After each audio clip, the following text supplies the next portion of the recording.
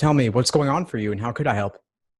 So getting right to it, been doing well on games, taking the flex for the very first time come June.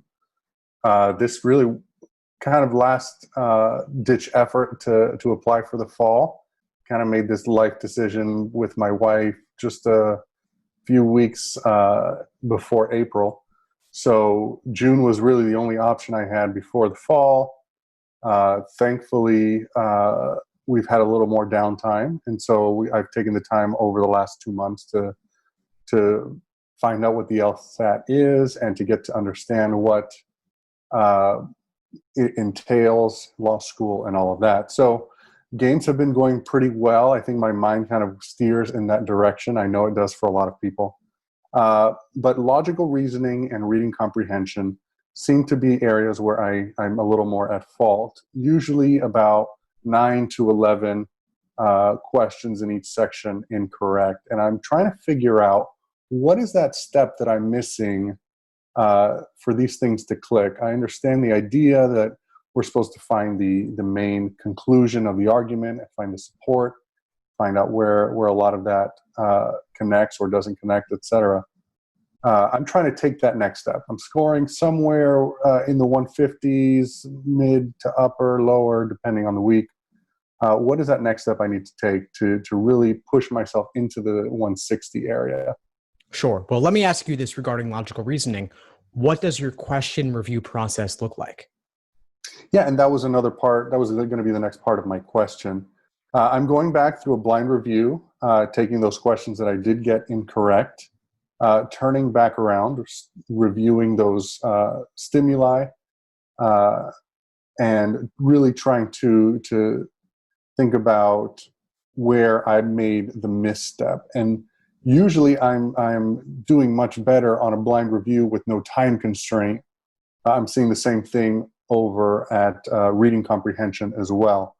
So time constraint, I'm thinking, is a bit of a factor in there. You know, the stress that happens when you see the ticker ticking down. But there is definitely a hole in that process. So I'm looking for the best advice you can give me on blind review, on understanding those questions, and how best to take that next step. Sure. Well, I'm actually going to take it in a little bit of a different direction and share with you another review strategy that I've developed called the Socratic review method. Okay. And this really involves, and I have much more on this on the YouTube channel you can search, but basically the idea is that we're continually asking questions to get to the root of where your misunderstanding stemmed from. In logical reasoning, for example, you would ask, what about the stimulus gave you trouble? Was it that the conclusion was buried in the middle? Was it that there were annoying indicator words like unless, except, until, without? Were there no indicator words at all? Did you have to take contrapositives and link things together? Was the topic difficult? It could be any variety of things, but you got to figure out what about the stimulus gave you trouble, because it really does, a lot of it at least, starts there. If you don't understand the argument, looking at the choices won't help you further. They'll only further confuse you. Right. With the question stem, there may be things like unfamiliar wording, but assuming that you've got a good sense of what the question type is, we have to look at the stimulus in depth as well as the answer choices in depth. And for the answer choices, you got to see what was tempting about the wrong answer that made you pick it and made it seem appealing, and what ultimately made it wrong. And what was discouraging about the right answer that pushed you away from it, and what ultimately makes it correct. So you have these traps of discouragement away from the right answer and traps of encouragement towards the wrong answer. Right. And so that's the kind of analysis that you've got to do. And blind review, a lot of that is timed versus untimed, but regardless, a deep understanding is going to be important. Right. I appreciate that. I'm making some quick notes here, so I make the most of our time. So let's say I'm going through my blind review through reading comprehension. I seem to be doing very well, and this is especially the case in my practice testing and in my review. I do very well in all sections, especially in the first passages or the first game. I'm sure that they're front loading probably the easier portions of those sections.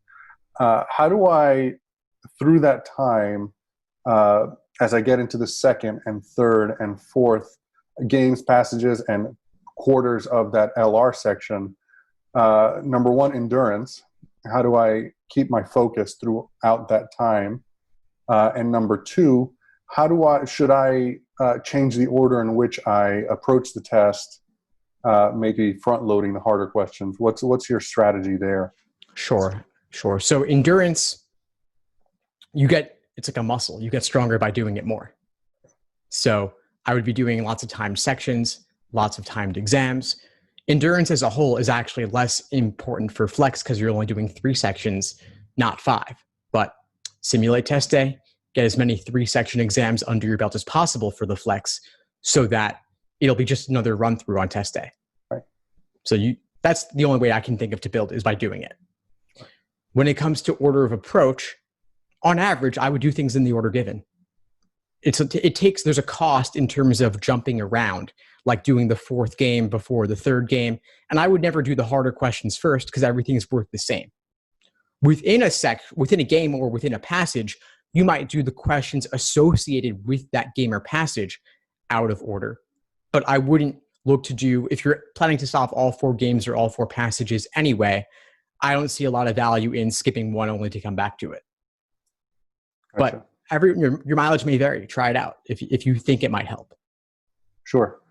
Now, I know we only have a couple of minutes left, and I want to take the opportunity to ask you, for a person that's scoring in the 150s on a pretty consistent basis, really kind of been stuck in that area, is there a thing that with all the students you've trained and you've tutored over the years, is there a factor that you see a commonality between the students that are scoring in the 150s and are really having trouble to get out of there, and the students that are improving from the 150s into the 160s and beyond?